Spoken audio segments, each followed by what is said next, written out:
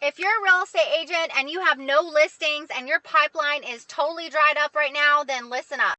And I know it's frustrating. Listings cost money. To have listings, you got to market them. You got to do open houses every weekend.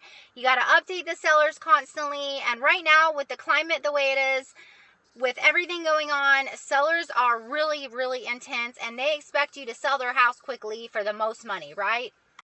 So with that being said, what I've always been told in my 26-year career in real estate is he who lists will last, right? So that means the people that control the listings, the agents that have the listing inventory, will still be around when the market tanks. And trust me, I know because I had 22 listings when we went into the recession. However, you need to have listings. Listings are awesome. I still encourage everyone to go out and get listings.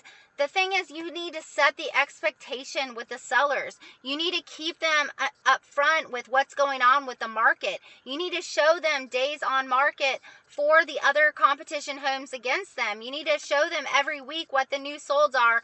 Also giving them the showing feedback every time you have a showing. And if there are no showings and the house is in great condition, it is absolutely priced. So now here's what I'm going to tell you. To get these listings, you need to use services. I would go after expired listings. Use services like Mojo, Vulcan, RedX. They give you expired data. They scrub the MLS so you're not calling people that are already relisted. You have a really good chance of selling an expired listing. And why is that? Well, first of all, you need to find out why the listing didn't sell. When you get in touch with these folks, you ask them why their listing didn't sell, and you can't be afraid to call. I know a lot of people complain that they get a lot of calls after their listings expired, but you can't make that make you afraid to make the calls, first of all. Second of all, when you call them, you need to find out why their listing didn't sell. Was it a real reason? Maybe they had a bad agent. Maybe their agent used cell phone photos as the picture.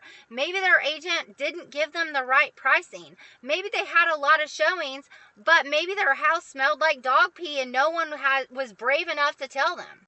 So I only tell you that because you have to have the mindset when you're making calls to expired sellers that you could possibly help them. It is usually their second or third agent that sells the home. So why wouldn't you want that chance? So I would call expired listings and get as many listings as I could in my portfolio and then keep an accurate time block every single week to keep in touch with my sellers and let them know whether something's going on or nothing's going on. You need to keep in touch every single week.